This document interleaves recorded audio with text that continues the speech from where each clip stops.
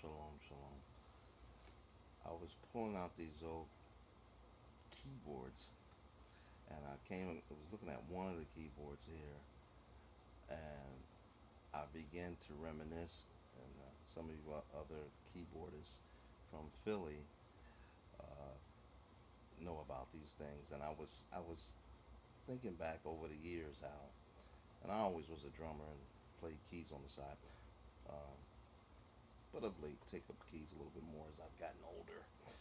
I'm gonna be doing triplets forever. No, and I began to pull out the keyboard, and I was like, wow.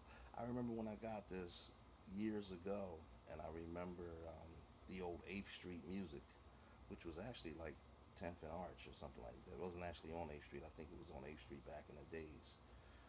And I remember started to say Fifth Street music, but wasn't 5th Street. It was actually Zav's, a place called Zav's Music up like 5th and Tabor, near 5th and Alney, something like that. And uh, Cynthioli's is another place, which is they have moved now. I think from my circle or something. They're a little bit further up. Ronnie. And some of the little places that we would get instruments, and I would think like, man, we would be saving and saving and waiting for income tax and things to try to get the latest keyboard and all these things. And I pulled out the old board, and I was like, wow, it just hit me because I don't play this particular one that much. And so it was just like, wow, I remember when I was like really trying to get it, and it was used, but it still was expensive, as a lot of these keyboards are. A lot of latest keyboards, the software, the patches, the sounds, the polyphony is simply ridiculous. When you listen to your movie scores, or you're sitting there in the movies hearing all these sounds, a lot of it is coming from softwares, from keyboards and the software that they use with Mac computers and things of that nature. So things have really, really, really advanced. But I was thinking, I was telling someone the other day how years and years and years ago, as far as block parties and things of that nature, um, families would come out with instruments.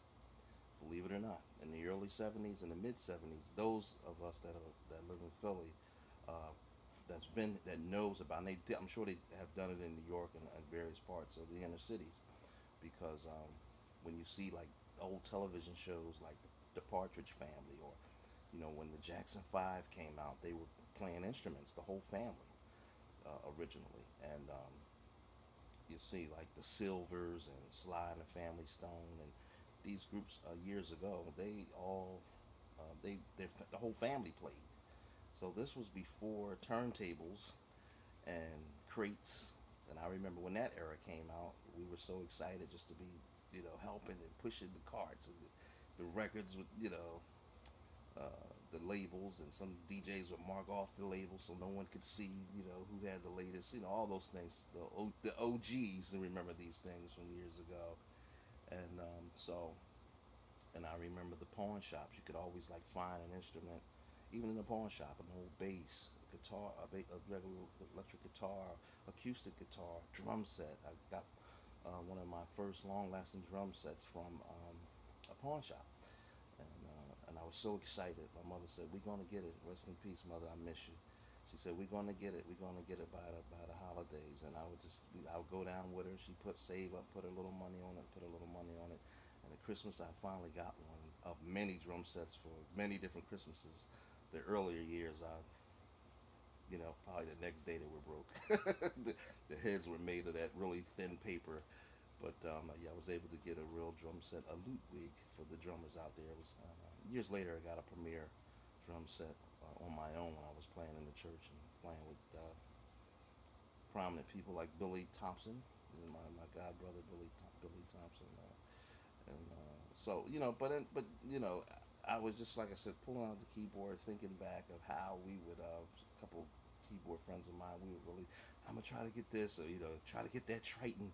When the Triton comes out, I want that Roland and that Juno and that this and that JPA, this and all that, and that Yamaha DX7. So years ago, in a lot of the Philly stores and things like that that carried these things, and we would be really like really trying to like save up to get it. And then on top of all that, you needed a nice amp. So you might get that keyboard, and then the amp that you had winds up blowing. So all it, or I've heard bad horror stories. People have lent out their keyboards and never saw them again. So different things like that, or you come back and the key is up, standing up, and all this kind of mess. And so, a lot of different things. So, but yeah, I just had to go down memory lane and things like that. And then when the DJ era came in, it was nice, the block parties and the different. I used to help out a group called Soundstage years ago. DJ Easy Mike, he used to like my sister years ago.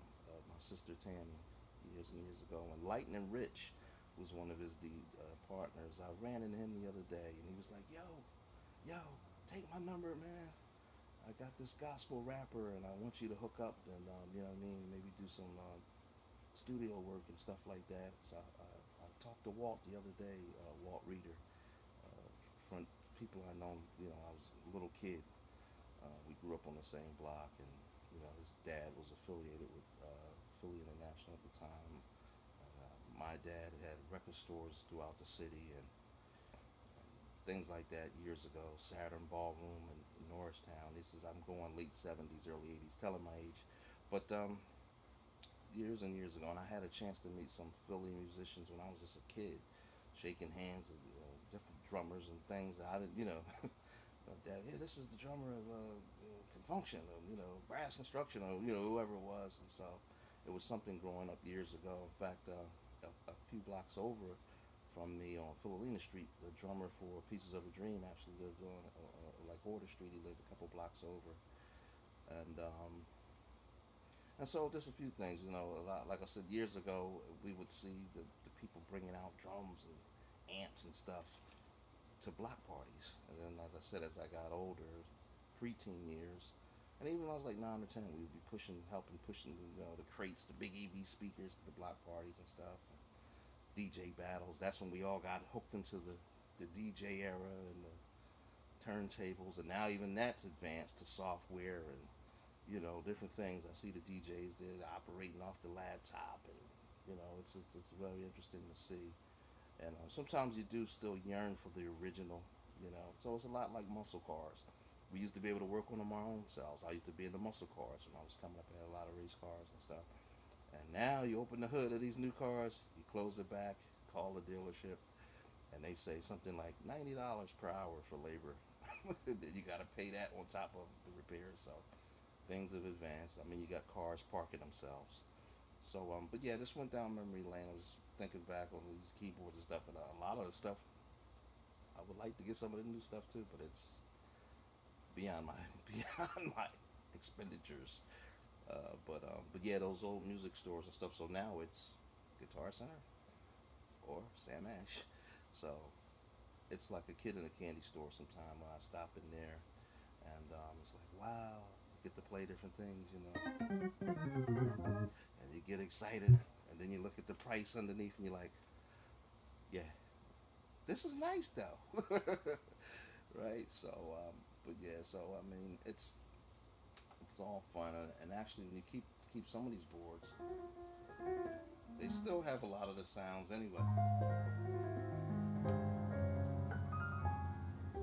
And so, um, also they have there's some of them have momentous things and things like that, so that you can't get the sound. Some of the new boards will have a patch, what we call a patch, a sound patch inside from an old board. You know what I mean? If you don't have that board no more, but you miss that particular tone or that sound, so it's something. And like I said, a lot of these things they use for music scores and film work and things like that, and different strings and stuff.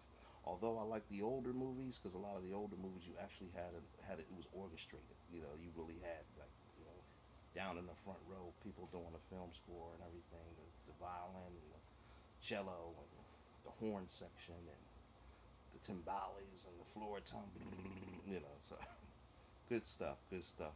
But anyway, just wanted to take a little time out from the shed, and even some time out, for bringing the word and just a little shoot down memory lane.